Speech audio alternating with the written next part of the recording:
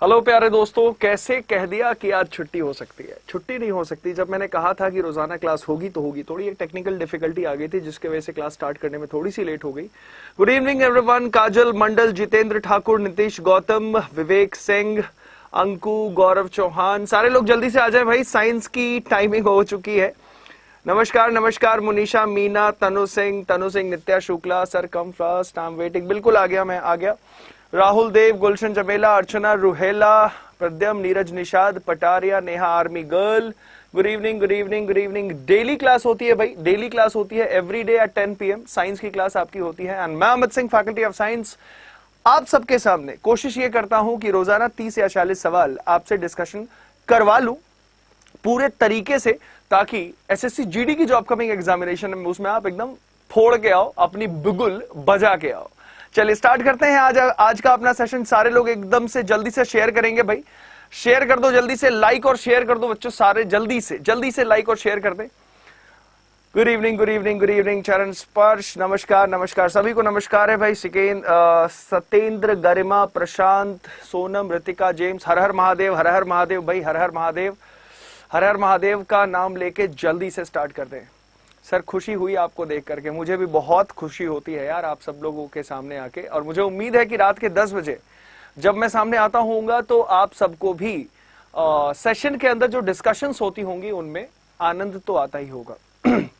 नवरात्रि की सबसे पहले पावन शुभकामनाएं, और इस नवरात्रि आप सबकी दिलो चाहे जो भी आपकी उम्मीदें हैं आप अपने आप से कि हाँ मैं इस बार इतना मेहनत करूंगा या इतना मेहनत करूंगी तो ये रिजल्ट निकाल लूंगी या ये रिजल्ट निकाल लूंगा, वो सारी चीजें पूरी हो जाए। मेहनत करना मत छोड़िएगा, because with every single step taken, हर एक पहला जो कदम आप लेते हो वो एक दिन मंजिल के दरवाजे को खोलता है, द विक्ट्री गेट। चलिए स्टार्ट करें आज के सेशन को। सर आप गोंडा की धरती से प्रणाम, नमस्कार भाई, नमस्कार सभी को। सर आज आप हैंडसम लग रहे हो। मैं हैंडसम लग रहा हूँ? क्या बात कर रहे हो, और बाकी दिन अगली लगता हूं। ऐसी कोई बात नहीं बच्चों, it is same the person who was yesterday, आज भी वही है।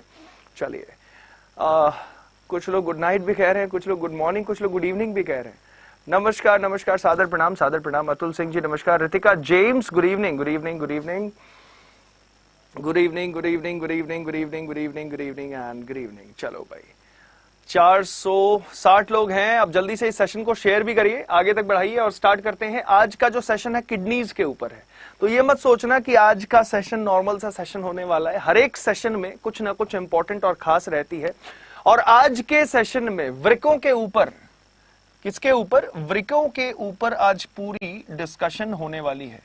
किडनीज के ऊपर, वृकों के ऊपर डिस्कशन होने वाली है। देखते हैं कि कितने लोगों को किडनीज के बारे में पूरी इंफॉर्मेशन है। तो स्टार्ट किया जाए। हर हर महादेव का नाम लेके एक बार जल्दी से शेयर करिएगा।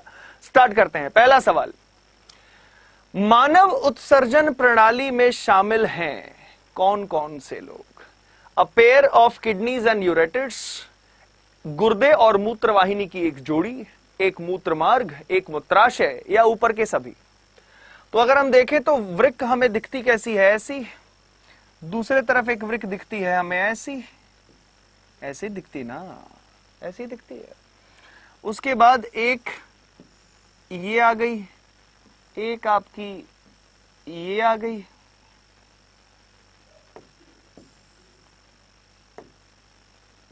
एक आपकी ये आ गई, और ये होता है आपका मूत्राशय।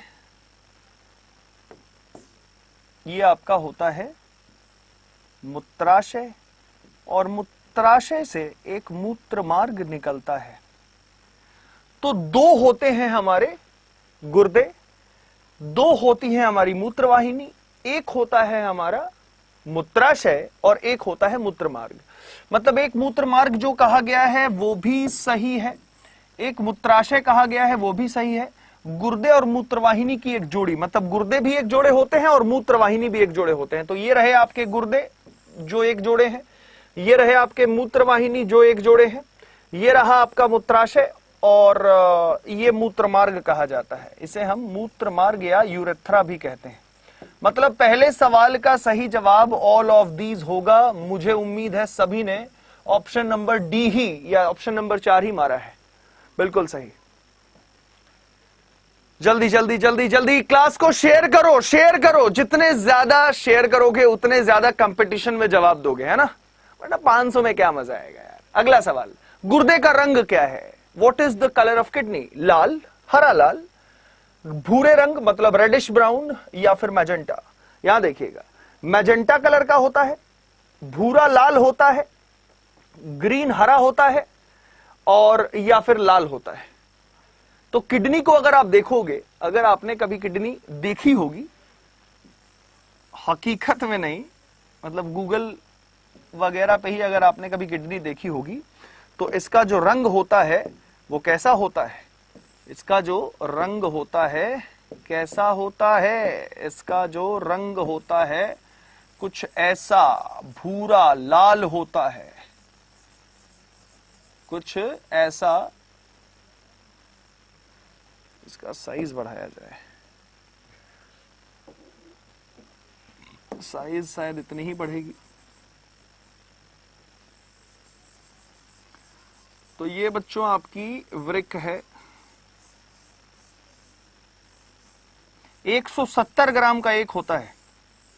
कितने का होता है? 170 ग्राम का एक होता है। तो 2 लिया तो 350 ग्राम हो गए, 2 लिया तो 350 ग्राम हो गए। और इन वृक्कों के अंदर, इन वृक्क के अंदर, एक वृक्क के अंदर अगर हम देखें तो 10 लाख नेफ्रॉन्स होती हैं। दोनों वृक्कों के अंदर अगर मिलाएं तो कुल वृक्काणुओं की संख्या यानी नेफ्रॉन्स की संख्या कितनी है?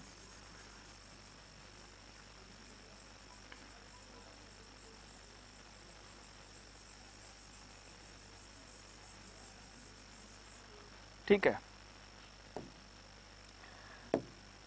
और ये वाला जो सेक्शन है, ये तो आपके मूत्र को ले जाने वाला रास्ता है, जिसे हम हाइलम कहते हैं, जिसे हम हाइलम कहते हैं, या रीनल पेल्विस भी कहते हैं।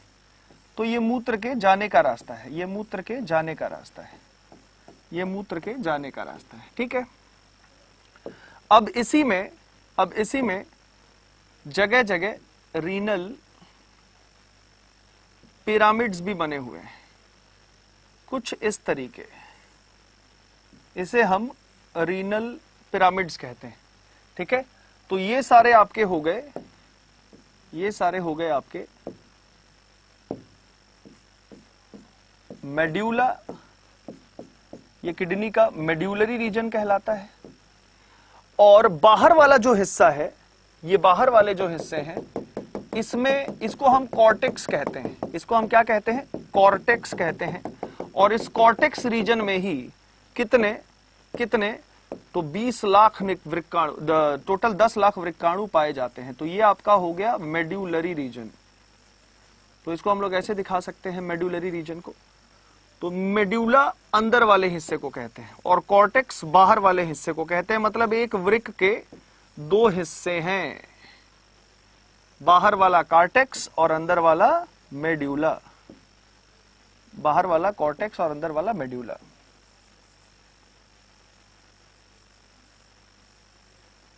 बोलो पूरा चमका? चमका? किडनी पूरा चमका, हाँ या ना? अरे बोलो मजा आया? वृक्क को देख के मजा आया कि नहीं आया? सामने बनाया है मैंने। ठीक है। तो गुर्दे का रंग कैसा है भैया? अब तो देख के एकदम कोई दिक्कत वाली बात नहीं होगी, कोई दिक्कत तकलीफ वाली बात नहीं है ना। भूरा लाल इसका सही जवाब है। Option number C, reddish brown is the right answer. Reddish brown is the right answer. मतलब इसे हिंदी में अगर हम कहें तो इसे हम कहते हैं भूरा लाल। भूरा लाल, reddish brown. Correct option will be option number C. अगला सवाल, क्वेश्चन नंबर 3, मानव वृक्क का आकार कैसा होता है? तो अभी तो आपने देखा कैसा आकार है, अब बताइए कैसा इसका आकार होगा? गोल होगा क्या, अंडाकार होगा क्या, बीन के आकार का, या डिस्क की तरह? राउंड, ओवल, बीन शेप्ड और डिस्क शेप्ड? बताइए what should be the correct answer, A, B, C या डी? मजा आया, मजा आया? एक बार सेशन को लाइक और शेयर तो बनता है यार। देखो लाइव बनाया है इन सब चीजों को, जिस दिन कंटेंट पढ़ाना स्टार्ट कर दूं ना, हिलोगे नहीं, कह तो रहा हूं हिलोगे नहीं। ये तो क्वेश्चंस कराता हूं तो आप लोग भी कहते हो आए गए, है ना। जल्दी बताइए, ए बी सी या डी। सर अब इसको क्लियर पूनम पराशर जी नमस्कार नमस्कार। आज तक ड्राइंग नहीं बनाया हुआ बेटा, सब कुछ आसान होता है, बस तरीका। सही जवाब option number C is the right answer, bean shaped होती है। अब बहुत सारी चीजें आज आपको सीखने को भी मिलेंगी आपके उत्सर्जन प्रणाली से, आपके वृक्कों से संबंधित। और बच्चों ये ऊपर मैंने आज लिख दिया है कि बेटा डबल वैलिडिटी चल रही है, आखिरी दिन है, कूपन कोड ये लगा के जो भी चीज आपको लगे कि हमारे लिए जरूरी है उसे परचेज कर लेना। आज अब मैं नहीं बोलूंगा, चिल्ला चिल्ला के मैं थक गया हूं कि बेटा एसएससी का महापैक ले लो, ये ले लो, वो ले लो। अब मैं नहीं बोलूंगा, आपको लगे कि हाँ मेरे भविष्य के लिए ये जरूरी है तो जरूर ले लें। Y223 कूपन कोड लगाएं, डबल वैलिडिटी आपको मिल जाएगा। और डेली क्लास बेटा 10 बजे रात को साइंस की आपकी लगती है, मंडे टू सैटरडे। इसका जवाब option number C right answer. अगला सवाल, मानव गुर्दे के बीच स्थित होते हैं। मानव गुर्दे के बीच स्थित होते हैं मतलब मानव गुर्दे डैश के बीच स्थित होते हैं। यहां पे डैश, बीच में खाली स्थान है, उसको भरना है। सातवां वक्ष और चौथा काठ का कशेरुका। अब देखिए, अगर आप अपने पूरे कशेरुक दंड को, ये जो पीछे है ना, यहां से स्टार्ट हो रहा है, यहां से स्टार्ट हो रहा है और ये यहां आके खत्म हो जाता है सीधे आपके टेल बोन में। यहां से होते हुए सीधे कहां जाता है, टेल बोन में आके खत्म हो जाता है। तो यहां से ये गर्दन से स्टार्ट होता है और ये ऐसे आके खत्म होता है। तो आपका जो ओरिजिनल, अगर कोई पूछता है ना कि व्हाट इज योर फिगर, तो फिगर 36, 24, 36 या 48, 44, 48 ऐसा कुछ नहीं होता। किसी मर्द या किसी महिला के फिगर की बात करें, हर ह्यूमन बीइंग का, हर इंसान का जो फिगर होता है वो ये होता है, उसके कशेरुक दंड का। फिर से देखो कैसा होता है भैया, ऐसा होता है। ये रहा गर्दन, ये रहा सीना और ये रहा कमर, कहानी खत्म। तो गर्दन वाले हिस्से में होती है 7 हड्डियां, C1, C2, C3, C4, C5, C6, C7। तभी गर्दन हाँ अच्छा ठीक है ये सब कर लेता है। उसके बाद ये सीना 12 हड्डियों से बना है, T1, T2, T3, T4, T5, T6, T7, T8, T9, T10, T11, T12। इसी वजह से इन 12 हड्डियों से ऐसे कब्जे यानी पसलियां निकलती हैं, रिब्स निकलती हैं उन 12 हड्डियों से। यहां से T1, T2, T3, T4, T5, T6 start है। अब T1 से दोनों तरफ से पसलियां ऐसे निकली और साइड से होते हुए आगे आई और बीच में यहां पे अगर आप छुओगे यहां पे तो एक चपटी हड्डी है जिसे उरास्थि कहा जाता है। सामने की तरफ ऐसे एक हड्डी पाई जाती है जिसे हम उरास्थि कहते हैं। तो पीछे से हड्डी आती है, आगे से आके जुड़ जाती है, पीछे से हड्डी आती है, आगे से आके जुड़ जाती है, पीछे से हड्डी आती है, आगे से आके जुड़ जाती है। ये जितनी भी हड्डियां आती हैं ये सब चपटी हड्डियां होती हैं, फ्लैट बोन्स होते हैं। तो सारी पसलियां चपटी होती हैं और ये कितनी आके जुड़ती हैं, तो 7 पीछे से आती हैं और जुड़ जाती हैं इस उरास्थि से। और जैसे ही जुड़ती हैं तो एक जाल सा रूप बना लेते हैं जिसे हम थोरैसिक केज कहते हैं, जिसे हम क्या कहते हैं, थोरैसिक केज कहते हैं, वक्षीय कटहरा। तो 1 2 3 4 5 6 7 आए, बाकी कहां गए? तो यहां से आ रहे थे और ऐसे बना रहे थे, यहां से आ रहे थे और ऐसे बना रहे थे। समझिएगा, अब ज्यादा क्लियर होगा, हाँ या ना। तो पहले 7 असली कहलाए और बाद वाले नकली और उसके बाद तैरती। इसकी वजह यह है कि इस पे 7 हड्डियों को जोड़ने का ही जगह रहता है। आपसे पूछ रहा है कि अगर मानव गुर्दे का पोजीशन ये है, अगर ये किडनी का जगह है, तो वो किसके किसके बीच स्थित होता है? 7वां थोरैसिक, क्योंकि ये 12 के बाद अगर इनको मैं थोड़ा सा अगर इजी करूंगा आपके लिए, तो ये कितने 12 ये लंबर हो गए। फिर कमर की हड्डियां 5 होती हैं, उसके बाद एक सेक्रल और फिर एक पूंछ की हड्डी होती है जिसे हम कॉसिक्स कहते हैं, ये कॉसिक्स कहते हैं। तो सेक्रल एक होता है, कॉसिक्स एक होता है, लंबर 5 होता है और थोरैसिक 12 होती है और सर्वाइकल गले वाली 7 होती है। तो 7 12 5 1 1, कशेरु की हड्डी कितनी है? 26। तो कहता है कि अगर वृक्क है तो वृक्क का जगह हमें बताइए कि किस हड्डी के ठीक अगल बगल ये स्थित है। अगर ये हमारा कशेरुक दंड है तो अगर यहां किडनी है, यहां किडनी है, तो किसके किसके बीच वो लाई करती है? पहले, दूसरे, तीसरे या चौथे? बताइए क्या होगा सही जवाब। अरे भैया इतना क्या टेंशन ले रहे हो, ऑप्शन नंबर बी इसका सही जवाब होगा। तब से इतने बेहतर तरीके से खोल खोल के हर एक बात बताया, तब भी आप लोगों के दिमाग का बत्ती नहीं जला। मत जलाओ, मत जलाओ बेटा। ये T12 दिख रहा है ना, तो 12वीं हड्डी से लेके L3 के बीच में यहां दोनों वृक्क लाई करते हैं। तो इस रीजन में हमारे 2 किडनी होते हैं। तो यहां पीछे की तरफ चाहे कोई कितना भी बड़ा मोटा मोटी कुछ भी हो, यहां पे देखोगे गड्ढा होगा, इस रीजन में गड्ढा होगा, ठीक है ना, इस रीजन में गड्ढा होगा। तो ये जो गड्ढे वाली जो रीजन है ना, ये वही लंबर बोन है, ये वही लंबर बोन है, कमर की हड्डियां। और उसका L1, L2, L3 और थोरैसिक यानी जो वक्षीय रीजन है उसके आखिरी हड्डी से स्टार्ट होती है और लंबर वाले तीसरे तक वो एक्सटेंड करती है। तो इतने दूरी में, मतलब एक किडनी को अगर हम देखें तो इतना बड़ा होता है, अगर हाथ से भी ले तो इतना बड़ा होता है, दोनों तरफ ऐसे होती है। और ये उसका पोजीशन होता है, ये वाला, ये उसकी पोजीशन होती है। बोलो क्लियर, चमका कि नहीं चमका, मजा आया? अगले सवाल की तरफ बढ़ते हैं। अगला सवाल क्वेश्चन नंबर 5। प्रत्येक किडनी का वजन जल्दी बताइए, तड़ से बताइए।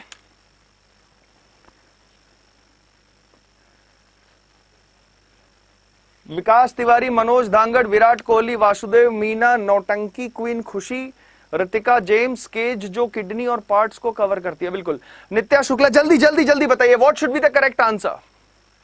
ए, बी, सी और डी। प्रत्येक किडनी का वजन क्या होता है?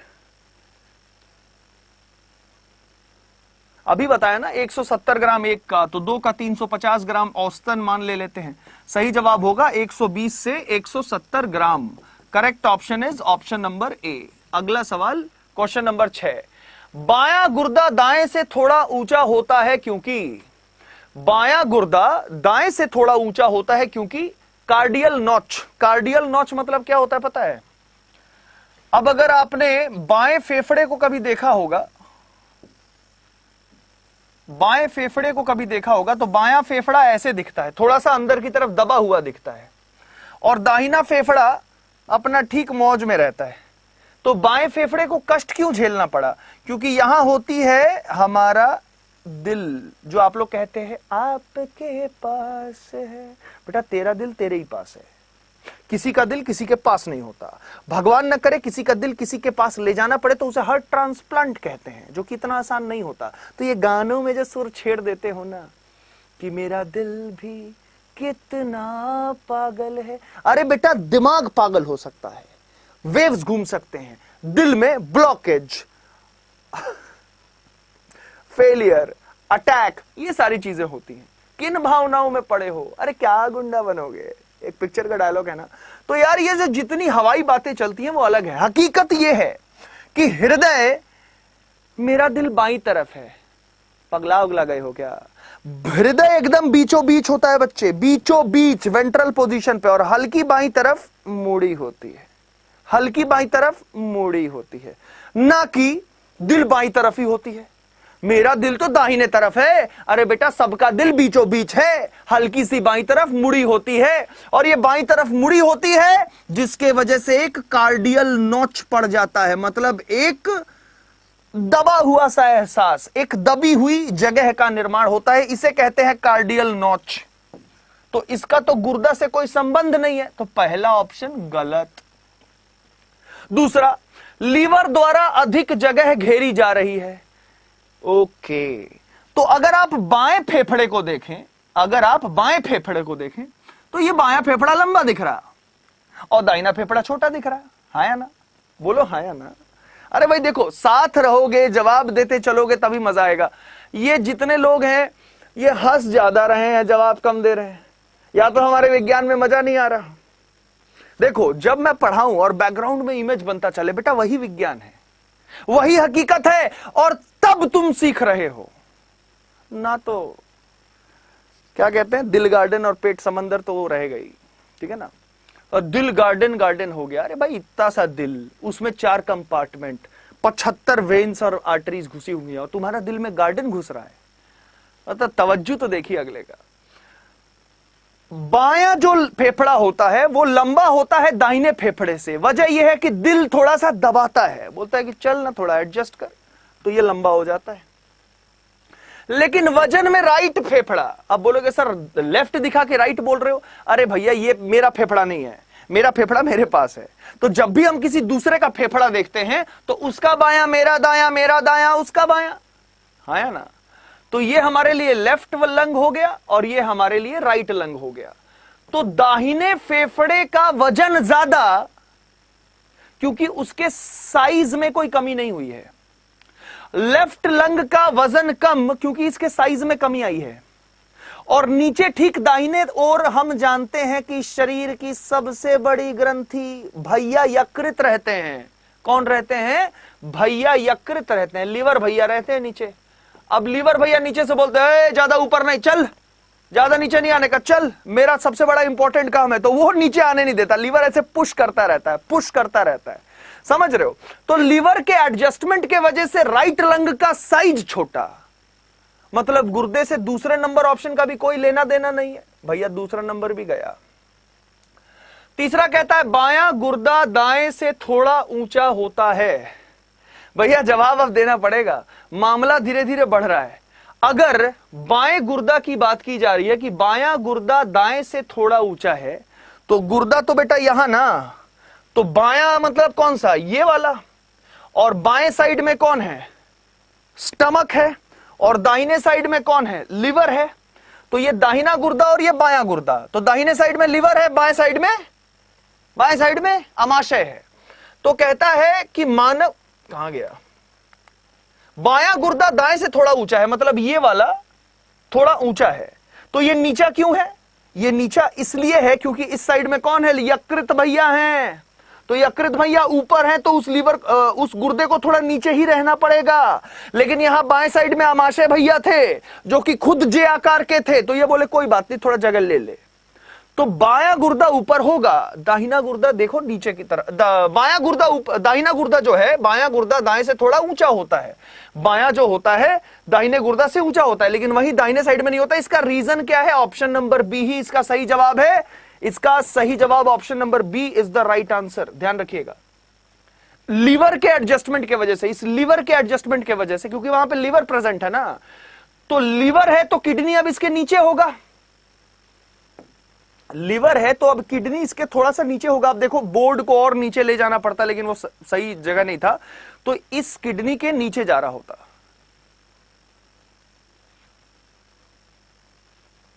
Live chat in the class, next question की तरफ चलते हैं ना। मजा आ रहा है कि नहीं आ रहा है? तो B is the right answer, फेफड़ों का समायोजन, और इनमें से कोई नहीं इसका जवाब नहीं होगा। Option number B is the right answer. Question समझे ना आप लोग? अगला सवाल, दायां गुर्दा बाएं गुर्दे से थोड़ा नीचे होता है। मनुष्यों में, खरगोश में, दोनों 1 और 2 सही है। चौथा कबूतर। क्वेश्चन नंबर 7, जल्दी बताइए, तड़ से बताइए।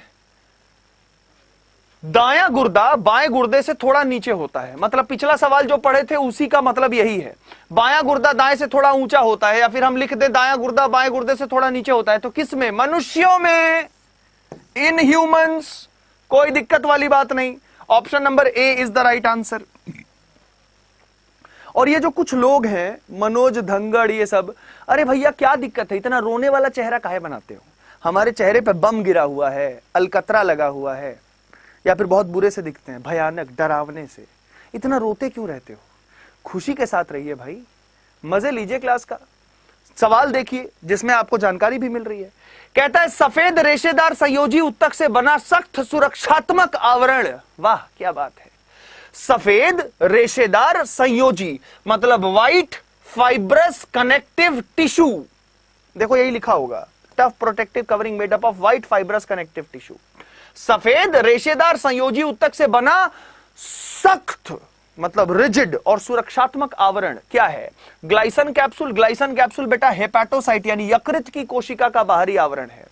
गुर्दे का कैप्सूल यानी रीनल कैप्सूल, बोथ 1 and 2 या नन ऑफ द अबव। और इसका सही जवाब ए, बी, सी या डी? बेटा रीनल कैप्सूल, गुर्दे का कैप्सूल इसका सही जवाब होगा।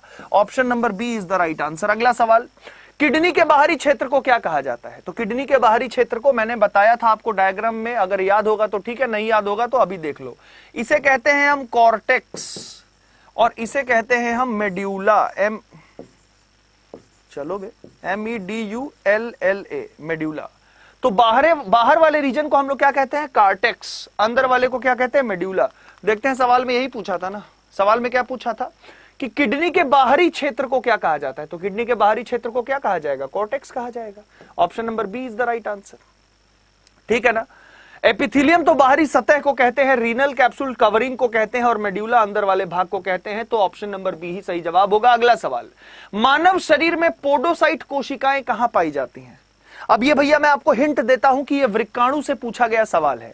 कहता है कि मानव शरीर में पोडोसाइट कोशिकाएं कहां पाई जाती है, त्वचा में, यकृत में, गुर्दा में या अग्नाशय में। कुछ लोग हाजिर जवाबी का फायदा उठा सकते हैं। WBC और स्पर्म एक ही होता है क्या? अरे भैया WBC और स्पर्म एक कैसे हो सकता है या खुदाई। WBC श्वेत रक्त कोशिका, स्पर्म इज शुक्राणु, कैसे मिला दिया। हाँ जी, एक बार सेशन को लाइक और शेयर जरूर करें भाई, जल्दी से एक बार लाइक और शेयर करें।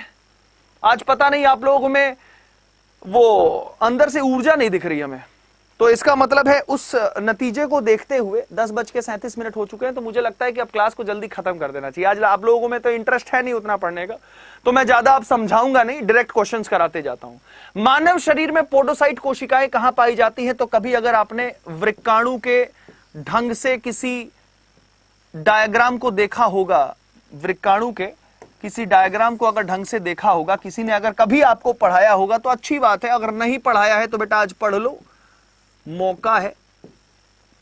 फिर तो पता नहीं आगे जीवन में कब किससे मुलाकात होगी, कब किससे नहीं होगी, लेकिन आज अगर आपको मौका मिला है हमसे पढ़ने का तो मैं जरूर पढ़ाऊंगा। जो पढ़ने वाले बच्चे हैं कृपया ध्यान दें, क्योंकि ये वो चीजें हैं जो आपकी जिंदगी बना देने वाली है, ठीक है। ये जो आप देख रहे हो ये छोटी शिराओं का एक गुच्छा है जिसे हम ग्लोमर्यूलस कहते हैं, जिसे हम क्या कहते हैं, ग्लोमर्यूलस कहते हैं। और इसके चारों तरफ एक कटोरी सी आकृति बनी होती है जिसे हम बाउमेन का कैप्सूल कहते हैं, जिसे हम बाउमेन का कैप्सूल कहते हैं। और ये कुछ ऐसा होता है, तो इसे कहते हैं बाउमेन्स कैप्सूल, इसे कहते हैं ग्लोमर्यूलस। ये आने वाली धमनी होती है, ये जाने वाली धमनी होती है। तो रुधिर यहां से आता है और यहां से जाता है, यहां से आता है, यहां से जाता है। और पोडोसाइट कोशिकाओं की जो बात हो रही है ना बच्चों, पोडोसाइट कोशिकाओं की जो बात हो रही है वो यहां होती हैं। तो बाउमेन कैप्सूल जो है वो पोडोसाइट कोशिकाओं की बनी होती हैं। तो पोडोसाइट कोशिका किसमें होती है भाई, बाउमेन के कैप्सूल में। अब जल्दी से बताओ ऑप्शन नंबर 1, 2, 3, 4 में से सही जवाब क्या है, A, B, C या D। सबसे पहली बात तो यही थी कि भाई पढ़ रहे हो, कहां गया, पढ़ रहे हो एक्सक्रीटरी सिस्टम, तो सवाल कहां से पूछ देगा, अरे भाई कहां जा रहे हो फुदक के, कहां से सवाल पूछ देगा आपको दूसरे तंत्र से। तो त्वचा इंटेग्यूमेंट्री सिस्टम गलत जवाब, यकृत लार्जेस्ट ऑर्गन गलत जवाब, अग्नाशय सेकंड लार्जेस्ट ग्लैंड ये भी गलत जवाब, गुर्दा इज द राइट आंसर, सही जवाब option number C kidney is the right answer. Kidney के अंदर जो वृक्काणु होते हैं, वृक्काणु का जो प्रथम भाग होता है मल्फिगियन की कोशिका, उसमें जो बाउमेन का कैप्सूल होता है उसी के बीच ये प्रेजेंट होते हैं podocyte. Priyanka Singh sir best class रहती है आपकी, धन्यवाद धन्यवाद, बहुत सुंदर है पिक्चर। अरे सुंदर कहां है, बस बनाया। अगला सवाल, निम्नलिखित में से किस मूत्रवाहिनी नलिका की संरचना का भाग नहीं माना जाता। कहता है कि निम्नलिखित में से, इन चारों ऑप्शंस में से मूत्रवाहिनी नलिका मतलब यूरिनिफेरस ट्यूब्यूल जिससे पेशाब बाहर निकलती है, उसका हिस्सा कौन नहीं माना जाएगा।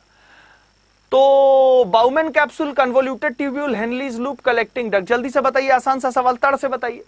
देखिए बाउमेन का कैप्सूल और ग्लोमर्यूलस जो अभी आपने देखा, इसमें तो परानिस्यंदन यानी चयनात्मक परानिस्यंदन यानी अल्ट्रा फिल्ट्रेशन होती है, लेकिन जब मूत्र का निर्माण होगा तो यहां से बहेगी वो। तो इसमें बाउमेन का कैप्सूल नहीं आता, बाकी घुमावदार नलिका, हेनली का लूप और संग्रहण नलिका ये तीनों आते हैं। तो इस सवाल का सही जवाब क्या हो जाएगा, इस सवाल का सही जवाब option number A will be the right answer, यानी बाउमेन का कैप्सूल ही इसका सही जवाब होगा। कोई दिक्कत तकलीफ वाली बात नहीं। अगला सवाल क्वेश्चन नंबर 12, कोई दिक्कत है तो पूछ लेना। बात यह है कि यहां से खून आती है, खून के अंदर ही यूरिया रहता है। अब जो भी पहली विधि होगी छनन की, जिसे हम अल्ट्रा फिल्ट्रेशन कहते हैं, वो इसी के बीच होती है ना, ग्लोमर्यूलस और बाउमेन्स कैप्सूल। तो ये जब प्रोसेस हो जाएगा तब तो जो बह के नीचे उतर रहा होगा वो मूत्र होगा। तो ये मूत्र कहां से प्रारंभ हो रही है? तो प्रॉक्सिमल कन्वोल्यूटेड ट्यूब्यूल, आगे में घूमी हुई नलिका, फिर हेनली का झूला, फिर पीछे में घूमी हुई नलिका जिसे डिस्टल कन्वोल्यूटेड ट्यूब्यूल कहते हैं, और फाइनली जाके वो मिलती है संग्रहण नलिका से। तो वो सारी चीजें पेशाब को लेके जाएंगी, लेकिन ये पेशाब को लेके नहीं जाएगा, इसलिए सही जवाब option number A is the right answer. अगला सवाल, निम्नलिखित में से ये कौन सी संरचना स्थलीय आर्थ्रोपोड्स में पानी के उत्सर्जन और संरक्षण में मदद करती है? कहता है इनमें से कौन सा ऐसा उत्सर्जी अंग है जो जल पानी के उत्सर्जन और संरक्षण में मदद करता है। मतलब अगर हद से ज्यादा पानी हुआ तो उसको निकालेगा भी, और अगर शरीर में जल की आवश्यकता है तो उसे मेंटेन भी करेगा। इनमें से वो कौन सा उत्सर्जन अंग है? किसमें? कीड़ों में, आर्थ्रोपोड्स यानी इंसेक्ट्स में, कीड़ों में। तो कीड़ों का वो कौन सा उत्सर्जी अंग है जो उनके शरीर में पानी का बैलेंस बनाए रखता है? मेल्पिगियन शरीर, मेल्पिगियन बॉडी, एंटेनरी ग्रंथि, मेल्पिगियन की नलिकाएं, या केबर्स ऑर्गन, या फिर केबर्स का अंग? बताइए सर, आप बहुत अच्छी क्लास देते हैं, थैंक यू सो मच। फिर तो ये हाल है बच्चे। Mohammad Arshad Khan sir, you are the best teacher in the world. अरे बेटा ऐसा ना कहो, बस मैं कोशिश करता हूं। जूम कर दो थोड़ा बेटा, अब कुछ ना जूम कर पाऊं इससे बेटा, अब ज्यादा कुछ नहीं कर पाऊं, एक एक बात पढ़ रहा हूं। अब क्या चाहते हो? जूम कर दो सर, लो जूम ले लो। अब कितना जूम चाहिए बताओ?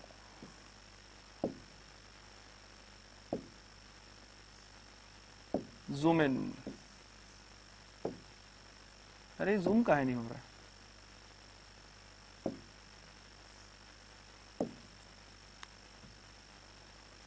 ये लो, और जूम चाहिए?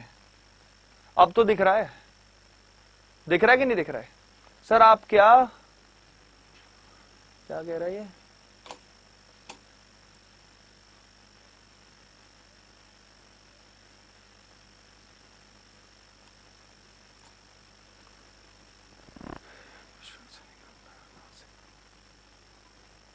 आगे बढ़े आगे बढ़े आगे बढ़े, चलिए अगला सवाल, क्वेश्चन नंबर 13। हेनली का लूप पाया जाता है हरी ग्रंथि, माल्पीगियन नलिका, न्यूरॉन या नेफ्रॉन में?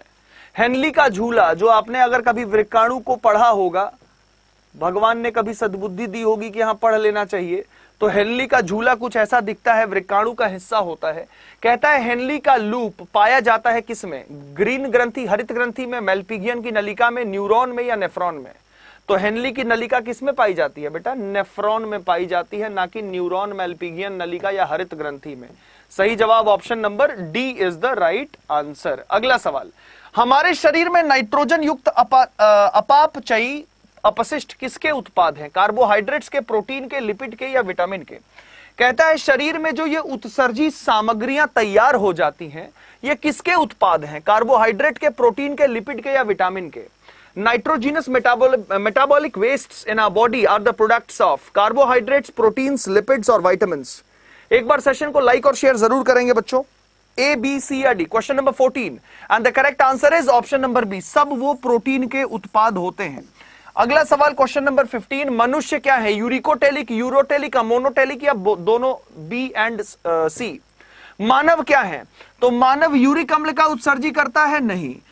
यूरिया का उत्सर्जन करता है? बिल्कुल सही। अमोनिया का उत्सर्जन करता है? बिल्कुल गलत। दोनों, both 2 and 3 will be the right answer, ये भी गलत है। यूरिक अम्ल कौन निकालता है? तो यूरिक अम्ल सरीसृप यानी रेप्टाइल्स निकालते हैं, और साथ ही साथ बर्ड्स यानी पक्षियां निकालती हैं।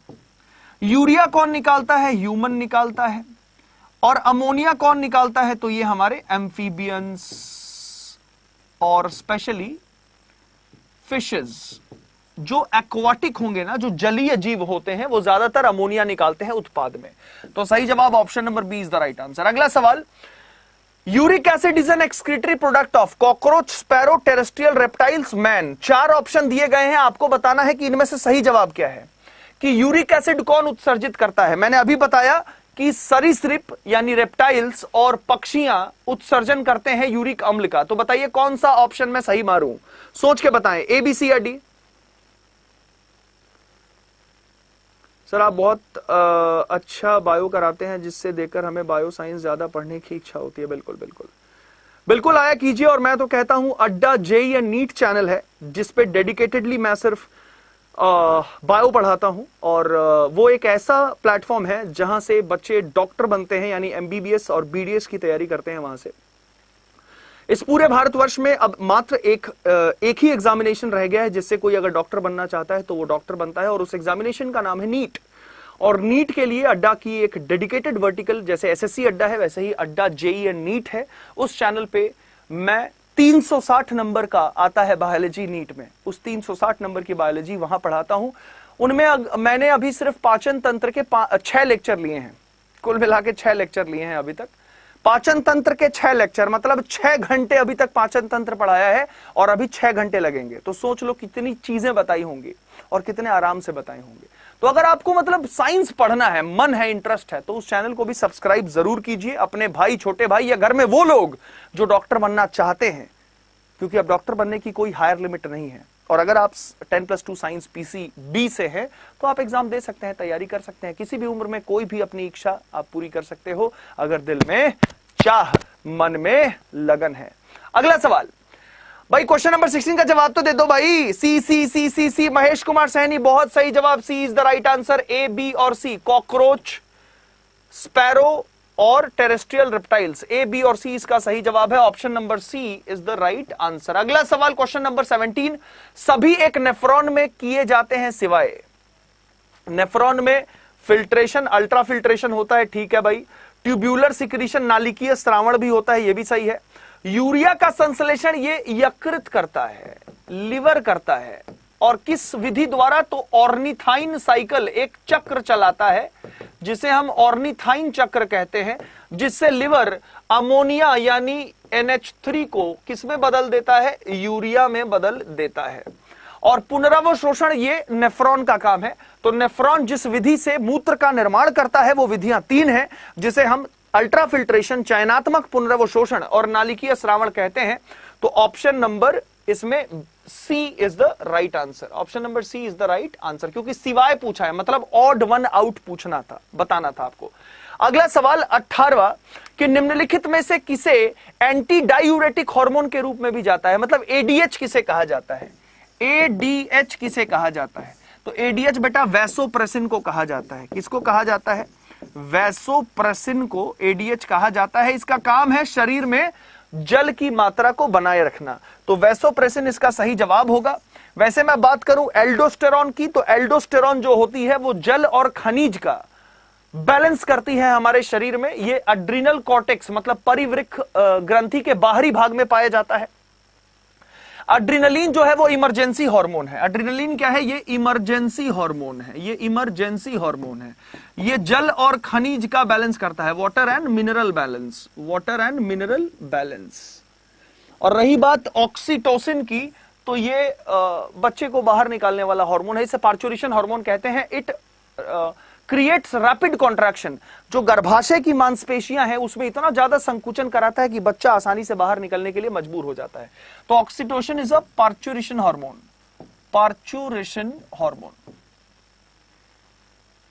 मिल्क रिलीजिंग, हाँ पार्चुरेशन हार्मोन। इट ऑक्सीटोसिन या इसे हम पीटोसिन भी कहते हैं। रिलैक्सिन आपके मांसपेशियों को हटाता है, और ऑक्सीटोसिन जो होगी ना वो मिल्क रिलीजिंग हार्मोन। आसानी से जैसे ही बच्चा बाहर निकल जाएगा तो 24 से 48 घंटे के अंदर माता के स्तन से दूध बाहर निकलने लगता है। उसके लिए जिम्मेदार ऑक्सीटोसिन होता है। सही जवाब ऑप्शन नंबर बी था इस सवाल का। अगला सवाल, मिक्चुरेशन क्या है? तो मिक्चुरेशन मतलब पेशाब का रिलीज होना। जब पेशाब हम करते हैं ना तो लगना, जो फील आती है कि हाँ मतलब अब पेशाब करना जरूरी है। तो मल संबंधी पदार्थों को हटाना, NH3 को हटाना, यूरिया का निष्कासन या मूत्र निकालना, तो removal of urine will be the right answer. Micturition का मतलब होता है जब पेशाब लगे और पेशाब को आप परित्याग कर दें अपने शरीर से, that is micturition. Option number D will be the right answer. अगला सवाल, पेशाब का पीला रंग किसके कारण होता है? जल्दी से बताइए, इस सवाल का तो जवाब दोगे कि प्लाज्मा का रंग हल्का पीला यूरोबिलिनोजन के वजह से, ब्लड का रंग लाल हीमोग्लोबिन की वजह से, पत्तों का रंग हरा क्लोरोफिल के वजह से, गाजर का रंग ऑरेंज कैरोटीनॉइड और बीटा कैरोटीन के वजह से। तो अब सवाल है कि पेशाब का रंग पीला किसकी वजह से? ऑप्शन नंबर ए, बी, सी और डी पूछता है भारत। जल्दी बताइए, ए, बी, सी या डी? सही जवाब जल्दी बताइए भैया, ए, बी, सी या डी। और आप लोग में आज दम नहीं रहा, शेयर नहीं कर रहे आप सब। पेशाब का पीला रंग किसके कारण होता है? ए, बी, सी या डी? बेटा यूरोक्रोम रंजक के कारण पेशाब का रंग जो होता है वो पीला होता है। और इस पेशाब के अंदर बहुत सारी चीजें पाई जाती हैं अगर शरीर किसी विकार का सामना कर रहा है। इसीलिए जांच में, इन्वेस्टिगेशंस में we also do urine tests. So correct option is option number C. अगला सवाल, question number 21। Infection caused by bacteria which results in inflammation of the kidney. जीवाणुओं का संक्रमण हो जाए और परिणाम स्वरूप आपकी किडनी में अगर सूजन आ जाए तो उसे क्या कहते हैं? Nephritis, cystitis, hepatitis, bursitis. तो बर्साइटिस तब कहते हैं जब कोई जोड़ सूज जाए और कांस्टेंट प्रेशर की बात, समझ लो यहां चोट लगी, समझ लो यहां पे चोट लगी, चोट लगने के बाद इस पे और ज्यादा प्रेशर दिए जा रहा हूं, इस पे और ज्यादा प्रेशर दिए जा रहा हूं, तो एक ऐसा समय आएगा कि वो पूरा जोड़ सूज जाएगा और इमूवेबल लगभग हो जाएगा, हद से ज्यादा। उसे हम कहते हैं बर्साइटिस। क्योंकि जो वर्षा होता है वो खराब हो जाता है। वर्षा वो वर्षा नहीं, ना वर्षा लड़की, ना वर्षा मैडम। वर्षा इज जॉइंट जो साइनोवियल मेम्ब्रेन और साइनोवियल फ्लूइड के एक्यूमुलेशन से बनता है। हेपेटाइटिस यकृत का सूजन, ये गलत। अब बचा नेफ्राइटिस, सिस्टाइटिस। तो बेटा किडनी का इन्फ्लामेशन होगा तो नेफ्राइटिस ही कहलाएगा। सिस्टाइटिस तो सेल होता है, सिस्ट मतलब सिस्ट का निर्माण है ना, जो गांठ का निर्माण होता है उसे हम सिस्टाइटिस कहते हैं। तो option number A will be the right answer. अगला सवाल, क्वेश्चन नंबर 22। ग्लोमेरुलस की सूजन क्या कहलाती है? तो जिसमें सूजन होगा उसके पीछे लगा होगा आइटिस। और किसमें सूजन बोला है? ग्लोमेरुलस में, तो ग्लोमेरुलाइटिस, ग्लोमेरुलोनेफ्राइटिस। तो इसे हम कहते हैं स्तवक वृक्कशोथ, स्तवक वृक्कशोथ, ग्लोमेरुलोनेफ्राइटिस। खाली नेफ्राइटिस नहीं कहेंगे। अगर ग्लोमेरुलस में सूजन आ गया होगा, ग्लोमेरुलस पहचान रहे हो ना, थोड़ी देर पहले बनाया था, इसे ग्लोमेरुलस कहते हैं। तो जब इसमें अगर सूजन आ जाए तो उसे हम कहते हैं glomerulonephritis, glomerulonephritis. Correct option, option number B is the right answer. अगला सवाल, question number 23। Inflammation of the tissue of kidneys in the pelvis region is. Pelvis region में अगर उत्तकों में सूजन आ जाए तो उसे नेफ्राइटिस कहते हैं। पेल्विस मतलब ये वाला रीजन को पेल्विस कहते हैं। तो पेल्विस वाले रीजन में नेफ्राइटिस सूजन आ जाए अगर उत्तकों में, मतलब टिश्यू में अगर सूजन आ जाए तो उसे नेफ्राइटिस, ग्लोमेरुलोनेफ्राइटिस, सिस्टाइटिस या पाइलोनेफ्राइटिस कहते हैं। Question number 23। बीमारियों से संबंधित सवाल, वो भी वृक्कों से यानी उत्सर्जन प्रणाली से। बेटा ये सारे सवाल वो बता रहा हूं जो पूछा गया है एग्जामिनेशन में। चलिए बताइए, फास्ट फास्ट फास्ट। सर अच्छा पढ़ाते हो बेटा, अच्छा, हाँ कोशिश यही करता हूं कि मैं अच्छा ही पढ़ाऊं। Question number 23 and the correct option is option number D. उसे हम पाइलोनेफ्राइटिस कहते हैं। जब कभी ऐसी परिस्थिति हो कि इस वाले क्षेत्र में गुर्दों के उत्तकों में सूजन आ जाए। कौन से? रोणी क्षेत्र में, मतलब इन द पेल्विस रीजन, जो पेल्विस की तरफ जा रहा है, जो यहां से किडनी से आ रही है टिश्यूज और जो पेल्विस रीजन की तरफ आगे की तरफ जा रहा है मूत्राशय की ओर, उनमें अगर सूजन आ जाए तो उसे हम पाइलोनेफ्राइटिस कहते हैं, ध्यान रखिएगा। अगला सवाल, क्वेश्चन नंबर 24। मूत्राशय की सूजन को क्या कहते हैं? Nephritis, cystitis, hepatitis, bursitis. तो बर्साइटिस तो जोड़ों से संबंधित है, डी नहीं होगा। नेफ्राइटिस तो हमारे किडनी के वृक्कों के सूजन से संबंधित है, तो ए नहीं होगा। और हेपेटाइटिस यकृत का सूजन है, तो सी नहीं होगा। मतलब सही जवाब option number B is the right answer. Cystitis मतलब जब यूरिनरी ब्लैडर में सूजन हो, जब यूरिनरी ब्लैडर में सूजन आ जाए, यानी मूत्राशय में सूजन आ जाए, तो उसे हम सिस्टाइटिस कहते हैं। क्योंकि सिस्ट का मतलब होता है एक थैला, उसी के अंदर आइटिस मतलब सूजन आ जाना। अगला सवाल, क्वेश्चन नंबर 25। वृक्क के भीतर बनने वाले क्रिस्टलीकृत लवणों का पत्थर या अघुलनशील द्रव्यमान क्या कहलाता है? कहता है कि किडनी के अंदर क्रिस्टल बन जाना, लवण के क्रिस्टल अगर बन जाएं तो उसे हम क्या कहते हैं? पथरी या फिर कैलक्यूली। और पथरी में देखो डिफरेंस है, एक होता है पथरी और एक होता है रीनल कैलक्यूली। रीनल कैलक्यूली का मतलब जो हल्का हल्का मैला होता है, जो सख्त हो जाती है। तो यहां पे आप ऐसा कह सकते हो, सख्त कंकड़ जैसे पदार्थ, सख्त कंकड़ जैसे पदार्थ, ऐसे पदार्थ। और वो पदार्थ होते क्या है? लवण ही होते हैं। सख्त कंकड़ जैसे पदार्थ, जो कि और कुछ नहीं, सॉल्ट्स यानी लवण ही होते हैं। गुर्दे की पत्थरी, या दोनों, both 2 and 3 will be the right answer. इसका सही जवाब option number D is the right answer. जरूरी नहीं, पत्थरी तो तब बनेगी ना जब और सख्त हो जाएगी, लेकिन जब तक वो पूरा हार्ड नहीं हो जाती तब तक वो एक मतलब छाल जैसी बनती है। मैं आपको बता दूं कैसे। जब किडनी स्टोन किसी को हो जाए या गॉल ब्लैडर स्टोन हो जाए तो इनिशियली बोलते हैं कि कैलक्यूली है, रीनल कैलक्यूली या गॉल ब्लैडर, इसे हम लोग कहते हैं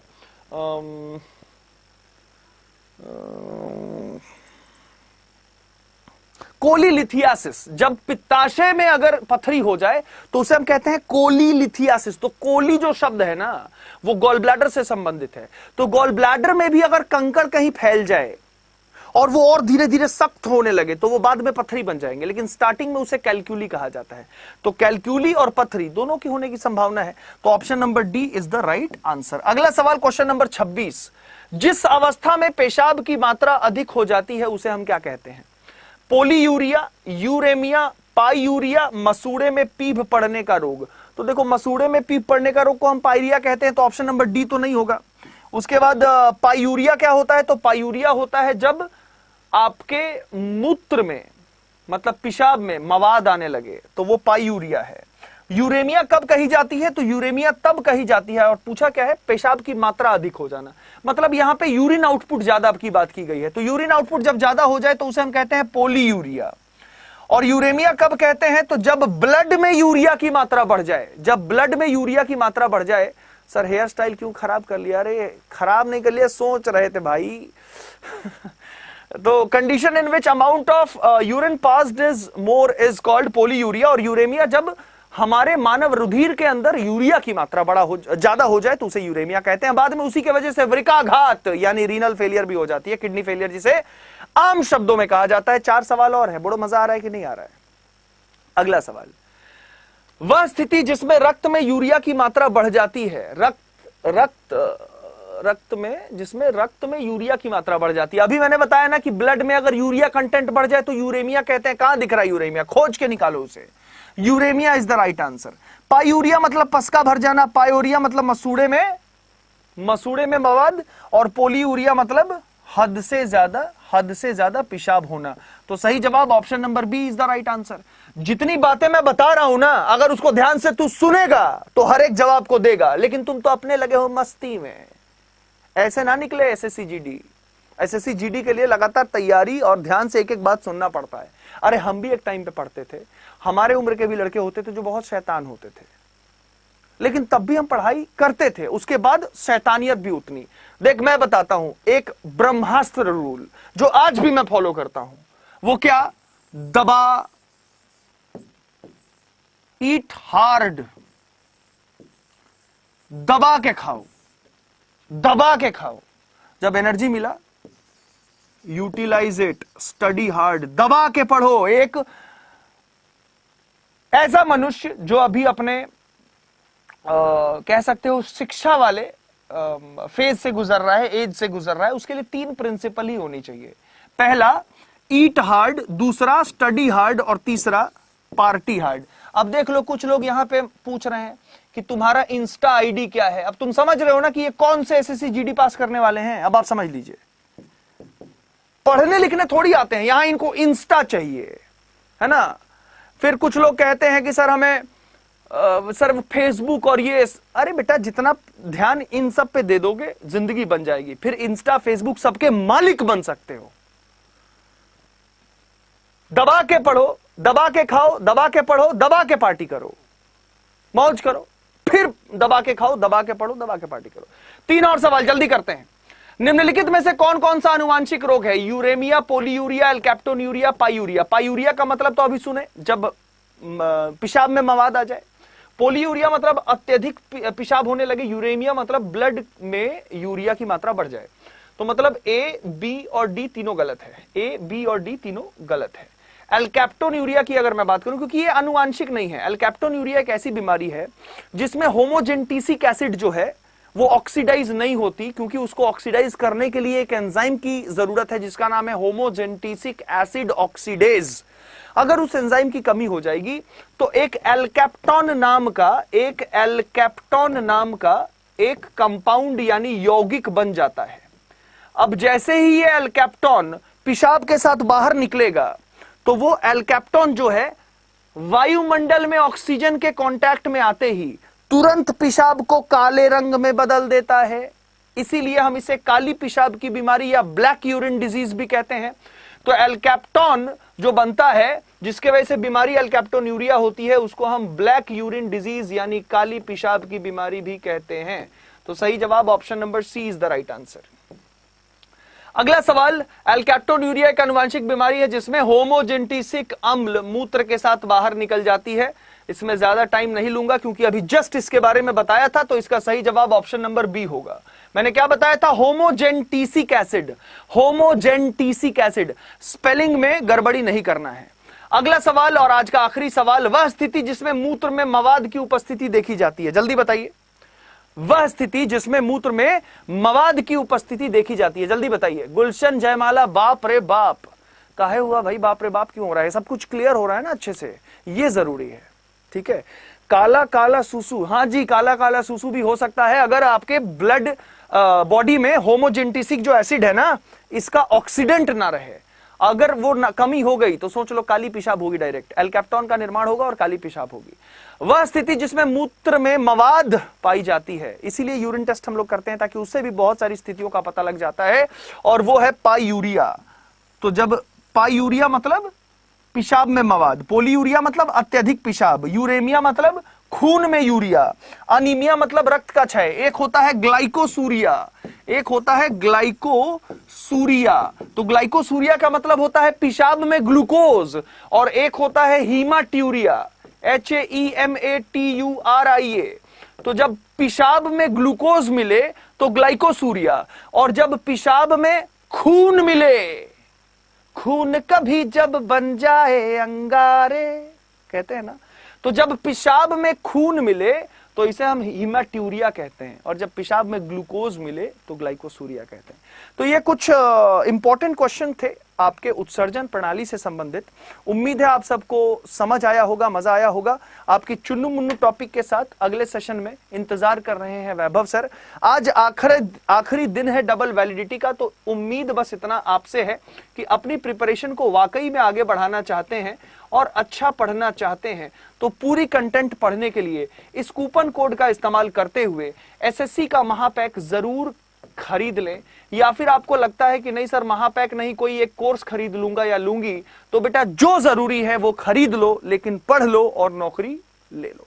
इसी के साथ अपने सेशन को मैं यही विराम देता हूं। आप सभी खुश रहें, आबाद रहें, घर को भी, समाज को भी और पूरे परिवार को भी। जय हिंद बच्चों, जय हिंद।